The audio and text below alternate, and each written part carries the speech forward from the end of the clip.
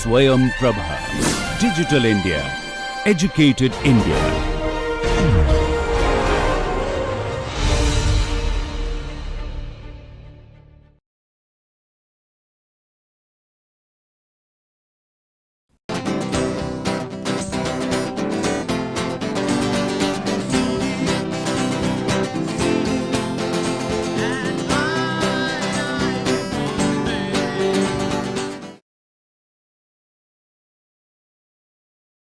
This lecture is titled Contemporary Indian Writers, The Search for Creativity. What we will do in this lecture is to again look at three facets of this phenomenon. In part 1, we will look at post-colonial nationalist discourse and bring selected writings of Tagore, Gandhi and Nehru in order to understand the ethos and also the contribution of this period. In the second part, we will examine Tagore's ideas in detail in order to give you a sense of his very capacious notion of creativity. And in the third part, we will briefly touch on ideas, relevant ideas of Gandhi and Nehru and provide some issues for reflection. So, this is how the lecture is structured, and now let us look at what we mean by this period of search.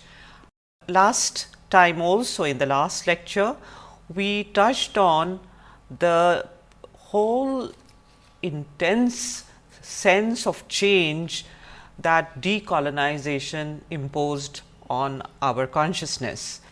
And what it did is to also bring alive plurality of voices, and there were new kinds of paradigms that were generated in order to deal with this whole idea of the new nation.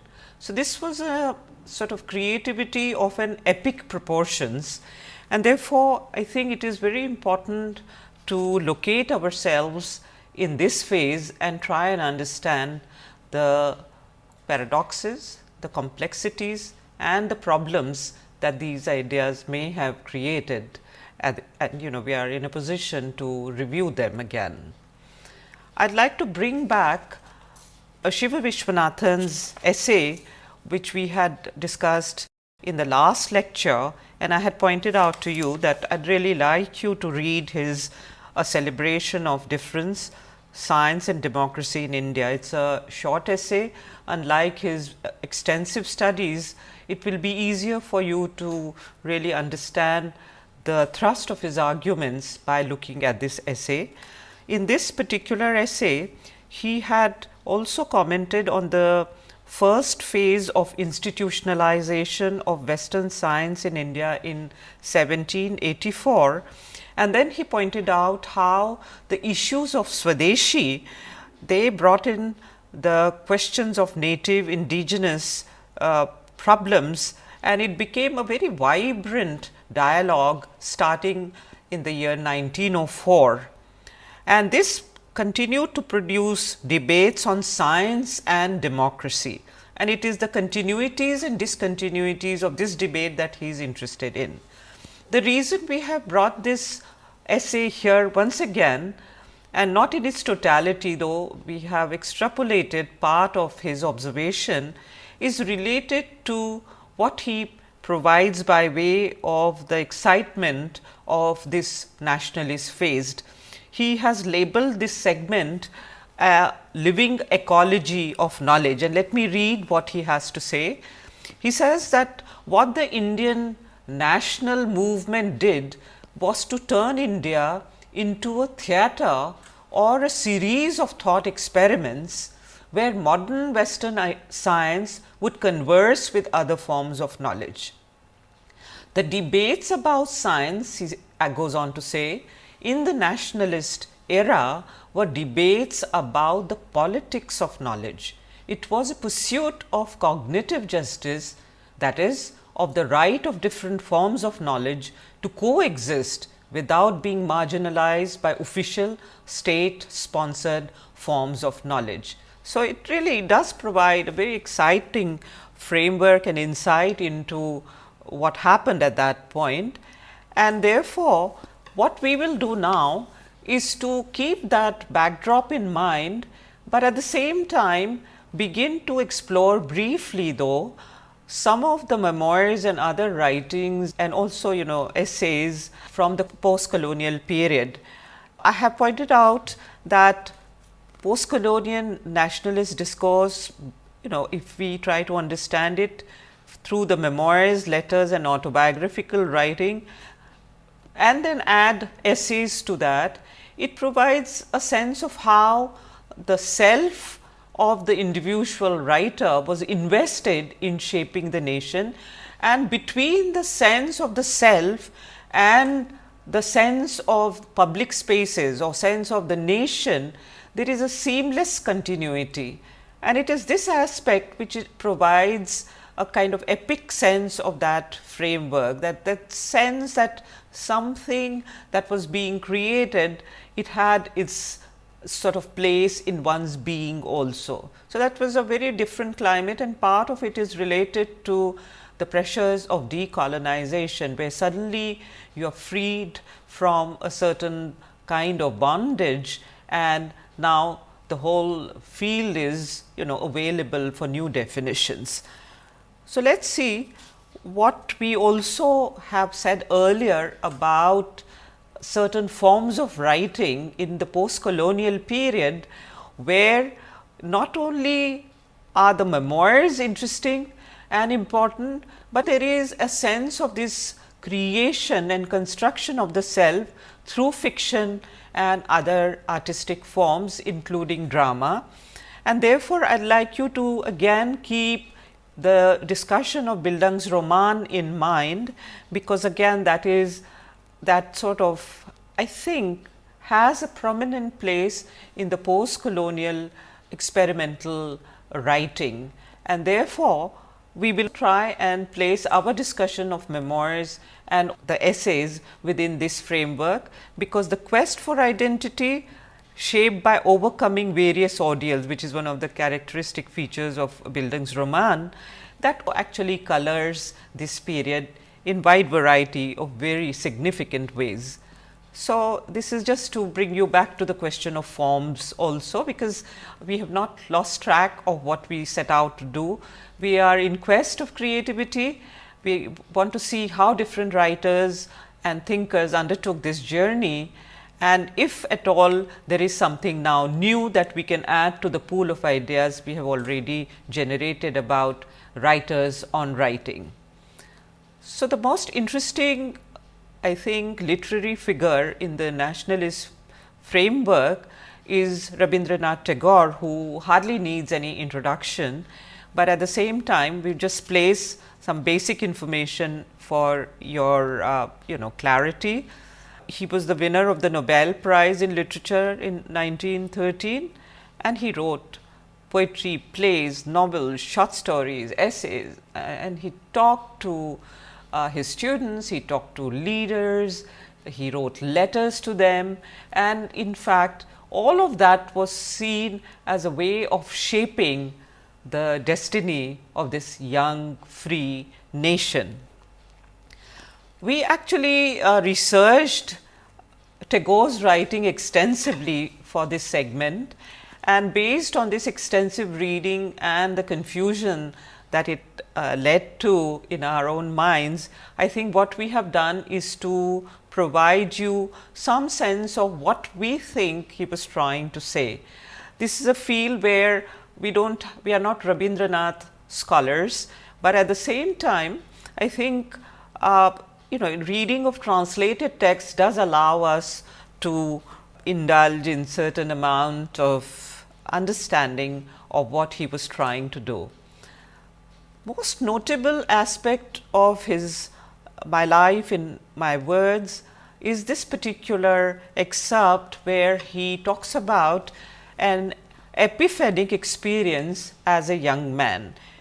So, again we have not lost track of our perspective too. We started with Shiv Vishwanathan, and we are trying to understand what are the different kinds of ideas about knowledge, about one's being, about shaping one's own being and shaping society, which is at the back of this trajectory that we are building for you.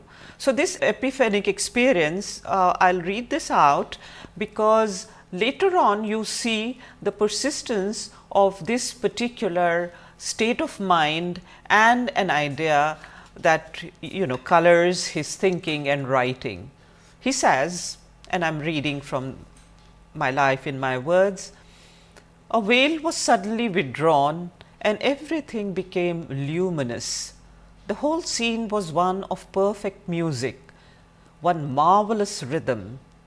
The houses in the street, the men moving below, little children playing, all seem parts of one luminous whole, inexpressibly glorious. That morning gave me inner vision, and I have tried to explain it in my poems."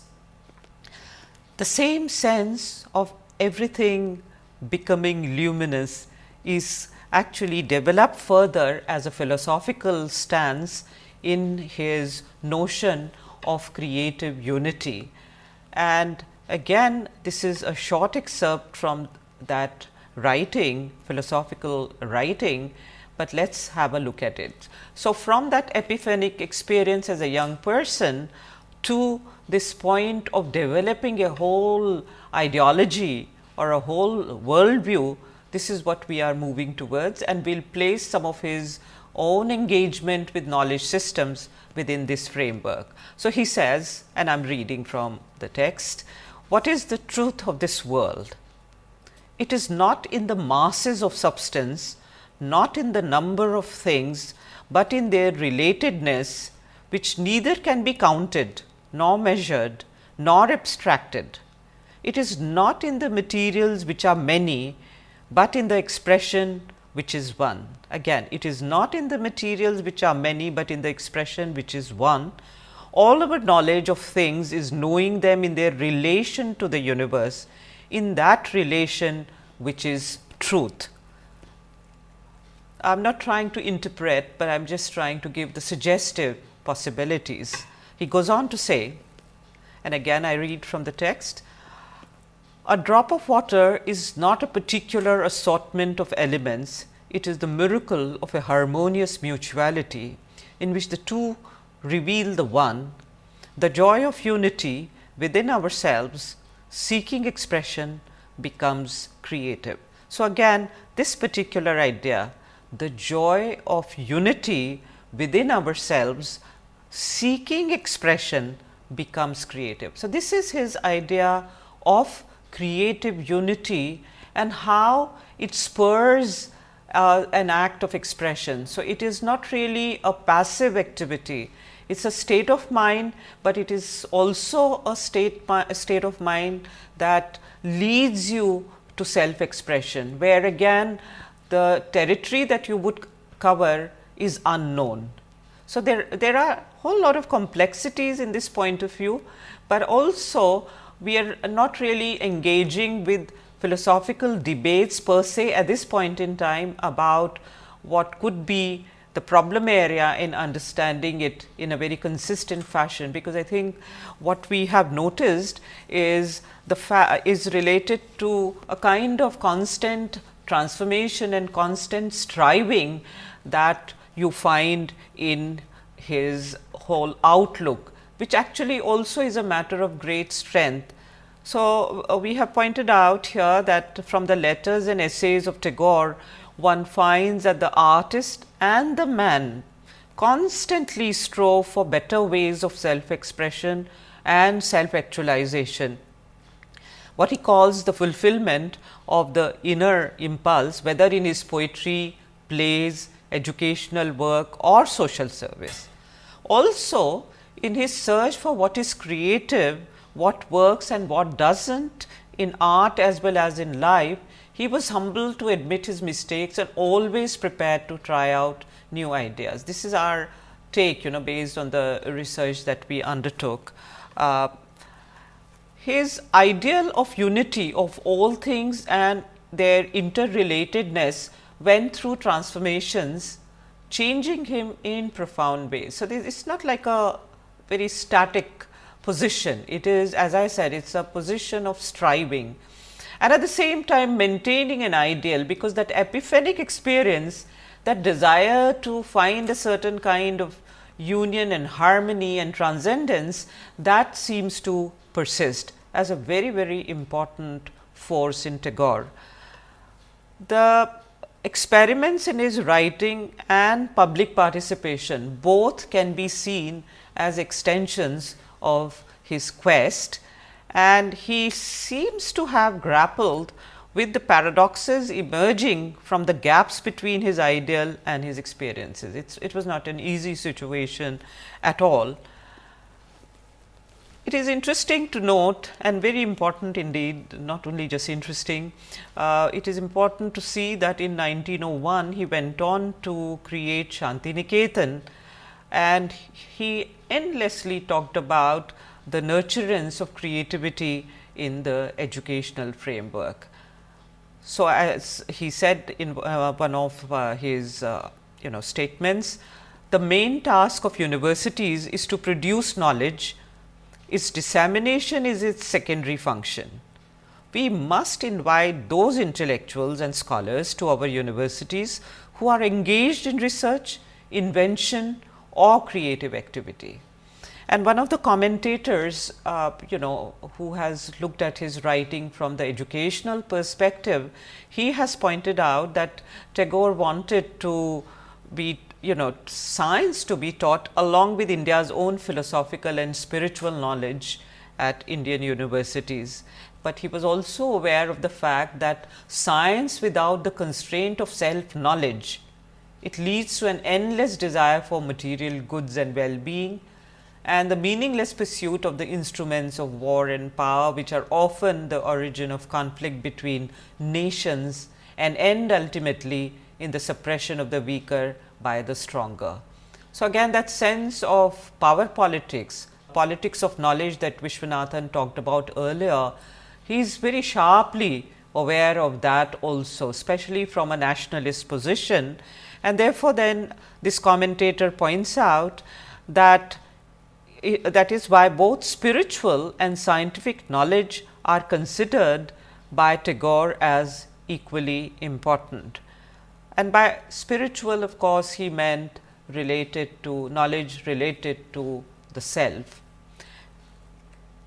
What we would like to do is to place some of only one recent piece of recent in the sense of recent translation of Tagore's short story, in order to highlight some of the paradoxes and difficulties of dealing with ideas at an institutional level and at the level of creative writing. For that purpose, it is also important to notice that in the process of colonization and decolonization, the issue of mother tongue and English loomed large in these debates, and Tagore himself had to deal with this issue because he wrote in Bengali, and of course, his Gitanjali was translated from Bengali to English. The fact is that Tagore had a tough time dealing with this issue of translation, and at the same time he was very sharply aware of the role of English in a world where people needed to converse across differences. So, he did see English as a window to the world, which is also a fairly nationalist position, and he also saw English as the medium for imbibing Western science, at the same time for using the same language for reinventing the given definitions within our own different cultural contexts. So, that is really a very complicated process, but he continued to engage in debates and discussions to find a way out and to also assert Indian identity. Now, within this, I want to place a very, very interesting conversation between Tagore and H. G. Wells, because it also shows the kind of writers he was interested in talking to, and also the content of that conversation enables one to see the visionary aspect of Tagore's thought process. He was not interested only in confining himself to national concerns, but he wanted to talk about national identity and national issues to an international body of people, to like-minded people. I will once again not touch on some of the controversial aspects of Tagore's interaction with leaders of different nations, but I would concentrate right now on what seems to be a very, very even flow of his creative outlook. This conversation with H.G. Wells took place in Geneva, and before I actually come to that conversation, let me just point out that H.G. Wells, of course, you may already have read H.G. Wells. He was an English author best known for his science fiction and political analysis. He was a socialist and a pacifist. The titles of his books, they give an eloquent introduction to his outlook.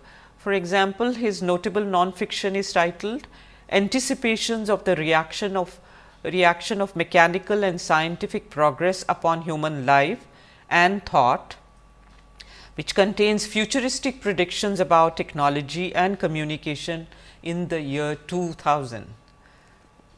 Then he also wrote these scientific romances like The Time Machine, The Island of Dr. Moreau, The Invisible Man, The First Man in the Moon, The War of the Worlds. So, this was a kind of very engaged, very sharp mind that again I think Tagore engaged in in literary conversations with. This particular meeting took place in June 1930 in Geneva, and the two of them were talking about human civilization, where Wells seemed to suggest that there is a kind of universality to, of course, many of the concerns, and also he was a proponent of a universal civilization. And Tagore immediately, instinctively reacts to that idea in this conversation with Wells, and he sort of tries to maintain that the uniqueness of different civilizations ought to be maintained. And I think there is all that sense of also worry about what would happen to unequal political and economic stand of different nations, because he was, I think, quick to see that this could be really very problematic. And they go on to talk about their reflections on rapid changes in modes of communication and the futuristic possibilities of new languages of communication developing. So, the science fiction writer with the futuristic sense of what is going to happen and what can happen, what should happen, and Tagore, the nationalist, who is also interested in creating this kind of harmonious world. This is what Wells said to him on the issue of supremacy of the West, because as I said, instinctively Tagore reacted to Wells's ideas. Wells says, the supremacy of the West is only a question of probably the past 100 years. Before the Battle of Lepanto, the Turks were dominating the West. The voyage of Columbus was undertaken to avoid the Turks. Elizabethan writers and even their successors were struck by the wealth and the high material standards of the East.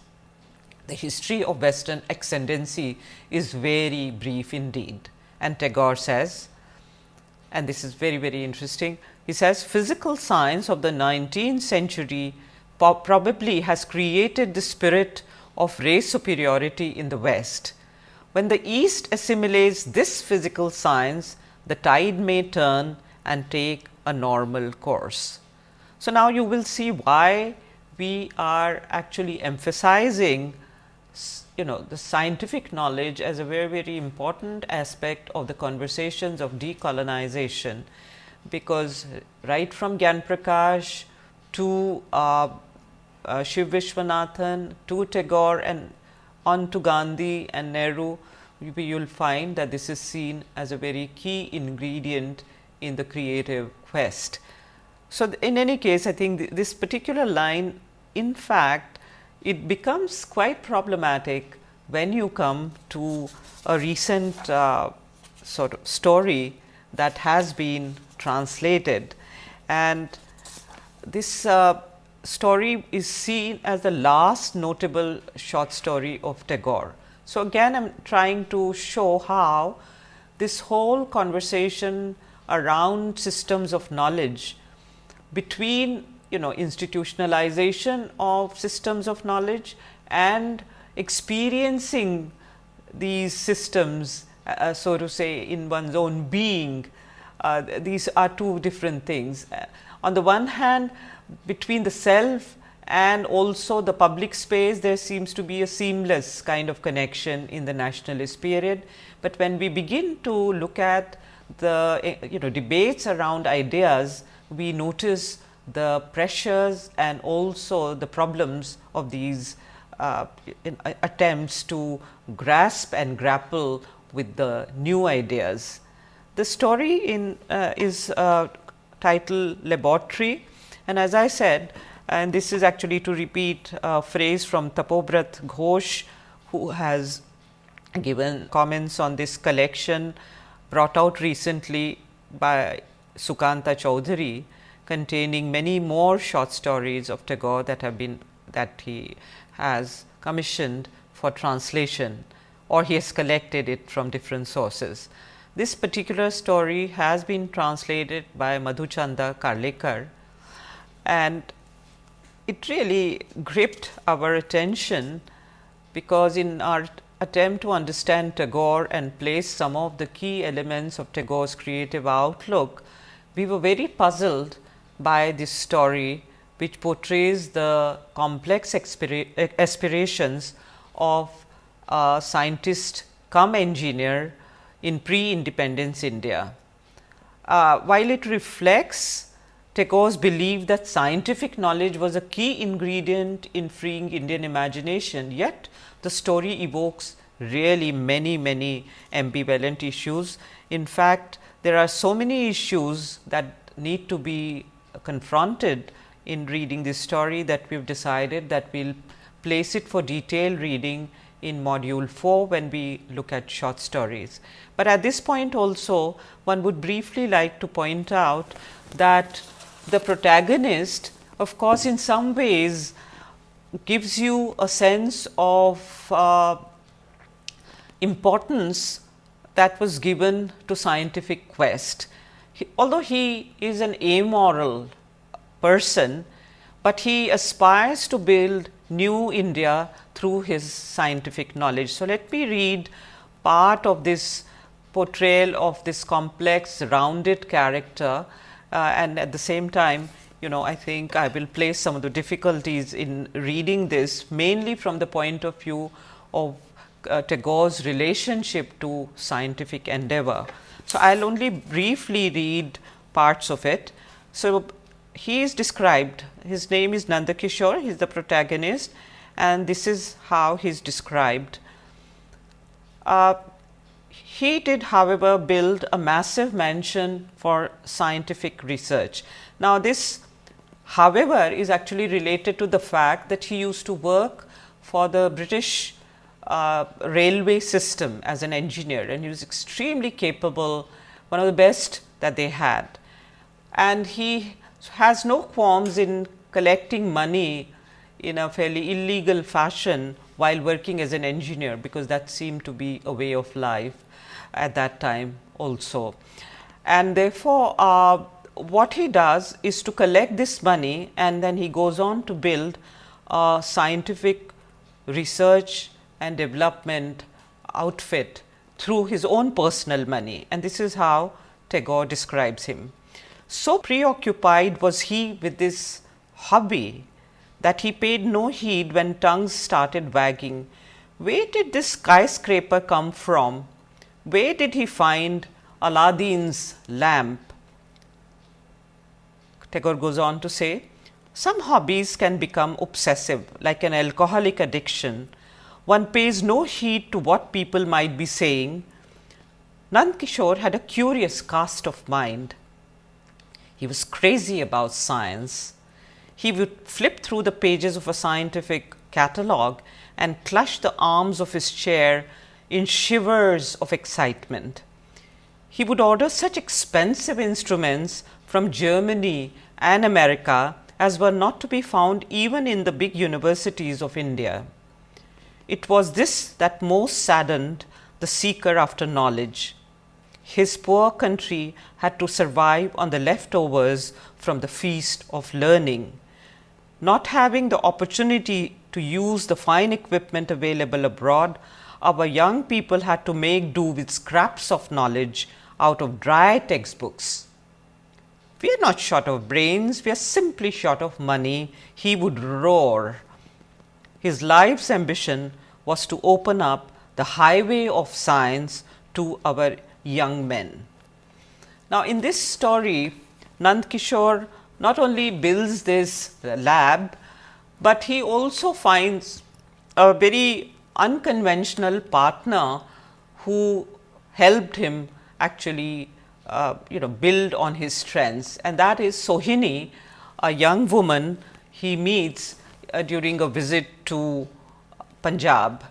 And what Sohini does is to really understand something which again creates the kind of ambivalence that I was talking about, because she is not educated and at the same time she watches Nanda Kishore's interaction with business people. Now, it seems that he continued to have business ties related to his scientific work, and then this is what she has to say in a very instinctive, street smart manner. So, this is a brief reference to interaction between Nanda Kishore and Sohini, the young girl from Punjab whom he goes on to marry. Nand Kishore was truly amazed. The girl continued, "Don't mind my saying so, Babu, but you have the devil's inspiration too, so you are bound to succeed." And this this reference she makes, in terms of you have the devil's inspiration too. This reference is to the Britishers, who she felt were also full of devilish ways, because of which they actually had greater power and they were able to rule us for such a long time. And she begins to see the same streak in Nanda Kishore. That's why I pointed out that there is a lot of ambivalence in Tagore about the kind of consciousness that Nanda Kishore, the scientist, represents.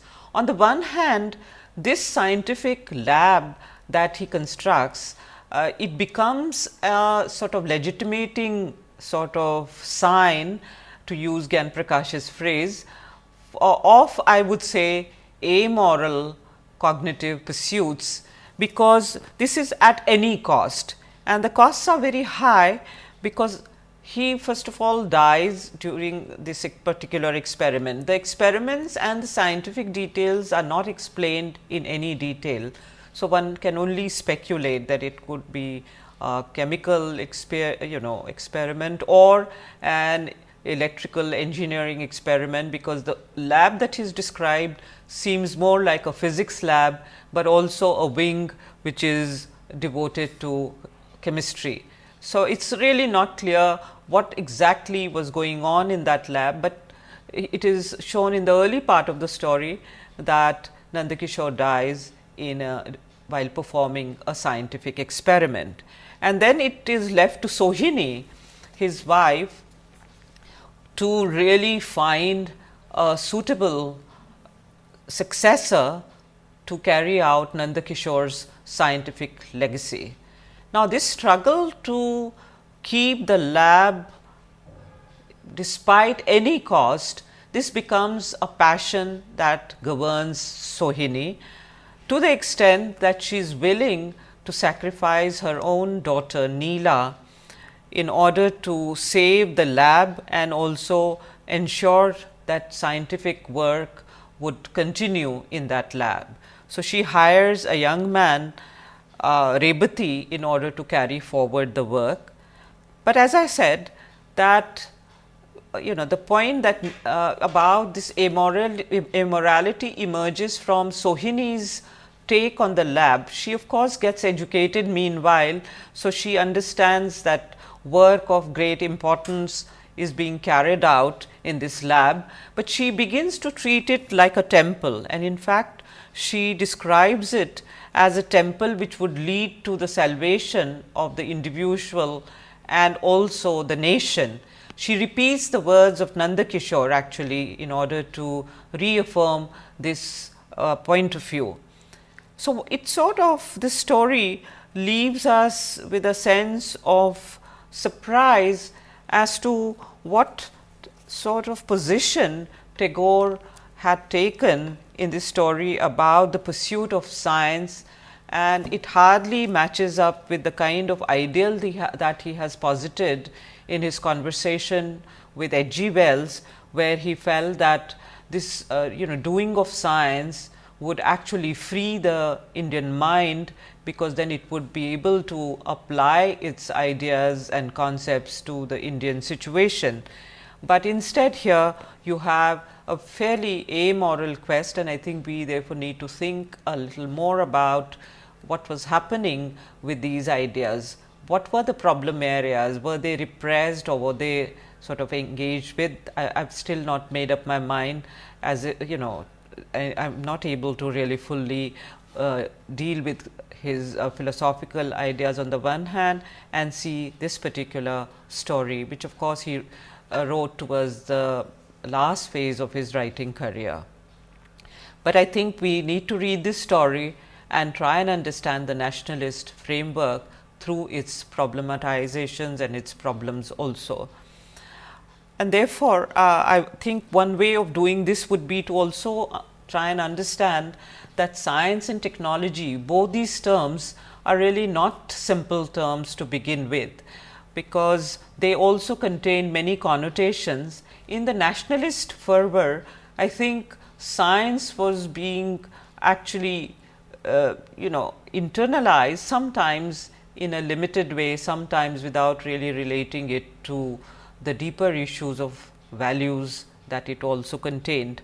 But in any case, I think we will briefly look at Williams and what he had to say about the term science and how it came into English in the 14th century. You can have a look at the slide here, where I have pointed out that it, based on Raymond Williams's observations in keywords, that science came into English in 14th century from the word scientia, which meant knowledge.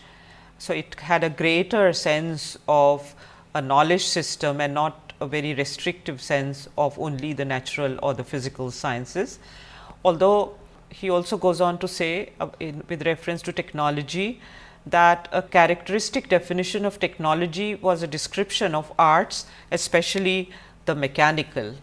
And then he adds that it was mainly in the 19th century that technology became fully specialized to the practical arts. This is also the period of technologist.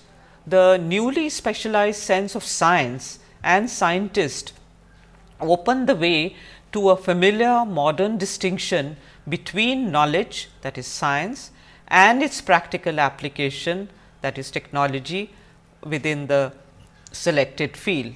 So, it's I think these terms have been undergoing lot of changes, and what perhaps we can now do is to again bring back Shiv Vishwanathan for our help in understanding these issues better.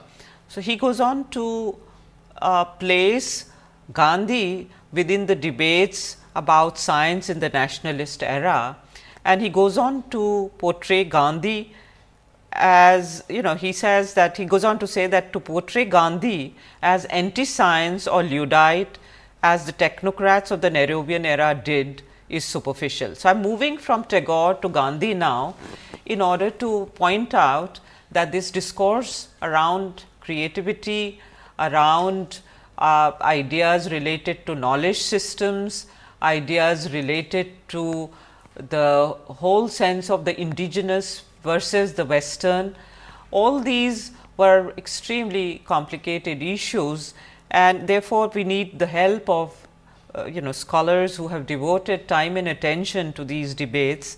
And he points out that if we look at Gandhi, who often is labeled as anti-science or Luddite, as the technocrats of the narrow era labeled him as, that is a superficial enterprise, because just as Tagore found it difficult to reconcile science within the framework of these characters, similarly, there is a different kind of issue that emerges when we look at Gandhiji's Hind Swaraj, which was written in 1908, as he says that it is one of the great critiques of science and technology.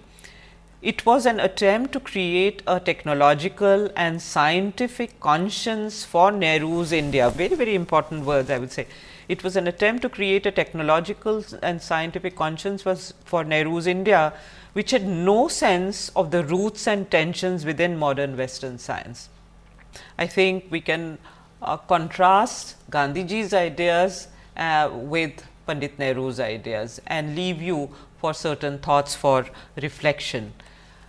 In 1920s and 30s, when these memoirs were written, I think that they do show this engagement of thinkers, writers with institutionalization of ideas also. So, this is what Gandhiji had to say by way of clarifying his position vis-a-vis technology, that is application of scientific knowledge.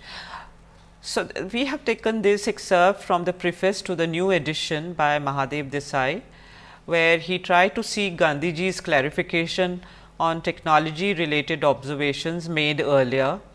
This preface is titled "The Attack on Machinery and Civilization," and this is what Gandhiji had to say while replying to a question whether he was against all machinery.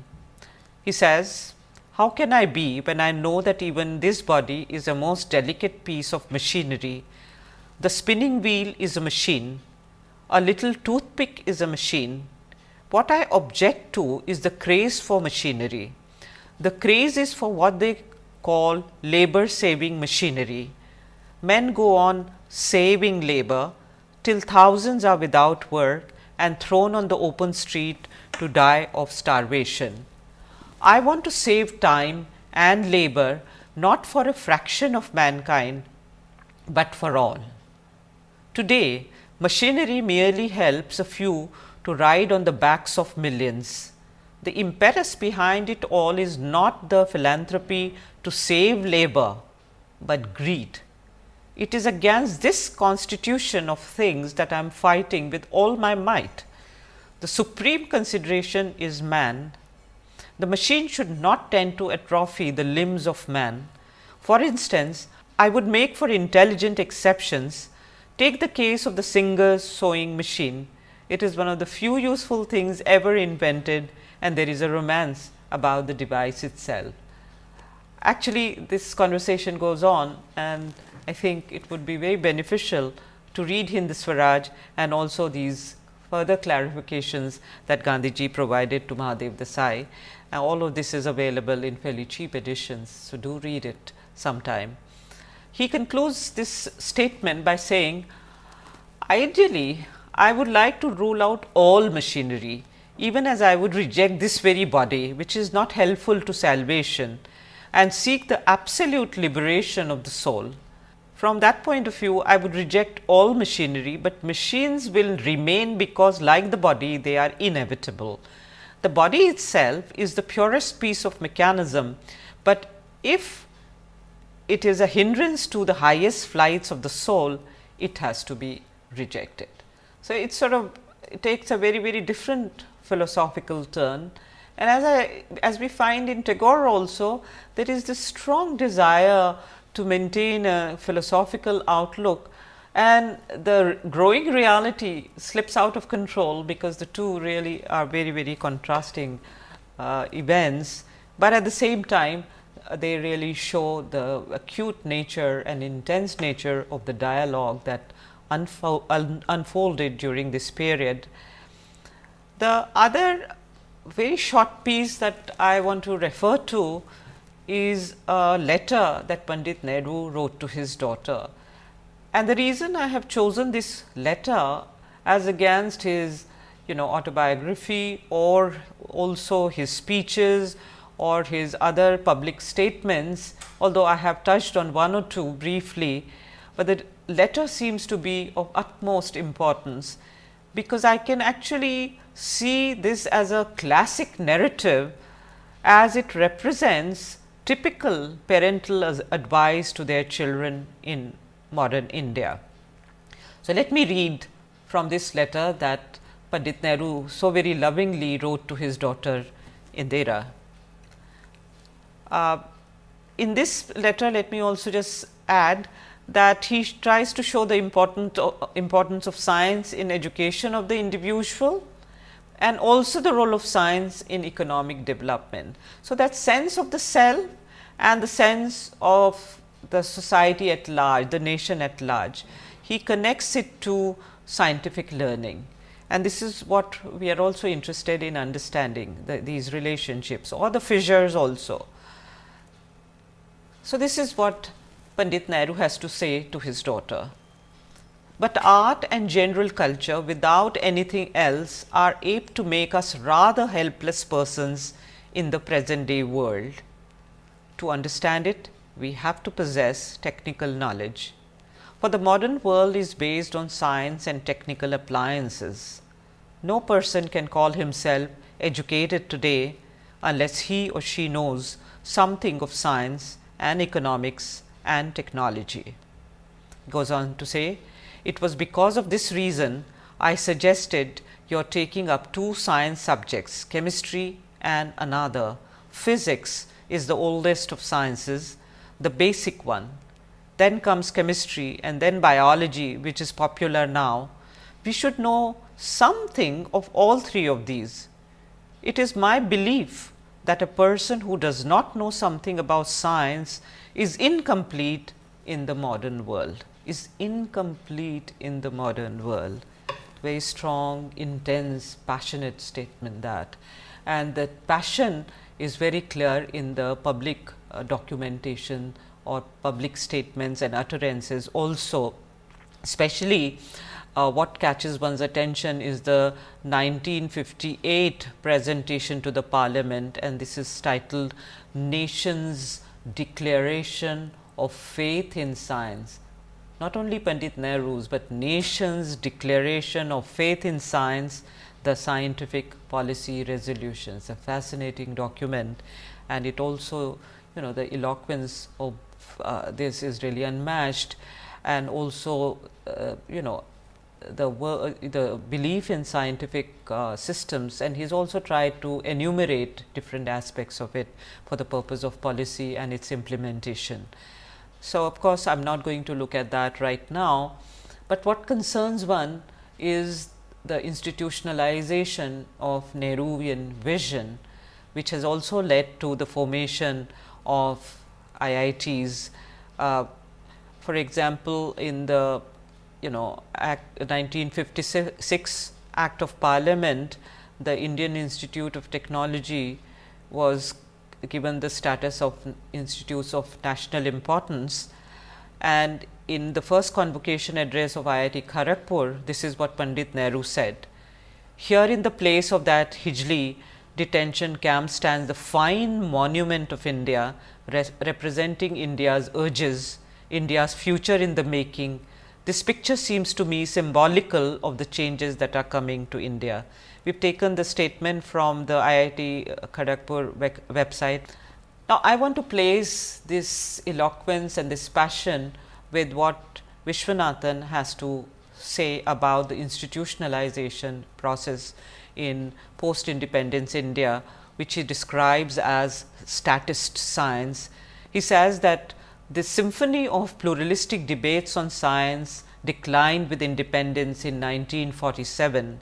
Nehruvian India was committed to a civics of development, industrialization, and eventually the national security state.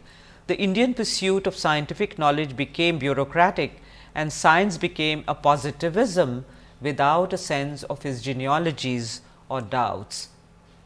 each statement of Vishwanathan is very weighty, and I really think we need to think a lot about it. I'd like to bring back our earlier discussion regarding middle class obsession with engineering education in general and the IIT brand in particular for your reflection. I would also like to acknowledge the work of Manuel Castells, which we have also referred to earlier, where we do recognize that when we locate ourselves in the present day world, we do have to understand the technological transitions from industrial age to the information age brought about by communication and biological technologies. And according to Castells, these technologies and how any nation deals with it, it does show the survival potential of those societies, because it is tied to technological applications. So, we do understand its importance, but at the same time I think what is important is the imaginative pursuit of science and technology, and I think that issue becomes even more acute today, and therefore also the representational and aesthetic challenges multiply. Our search continues. Thank you.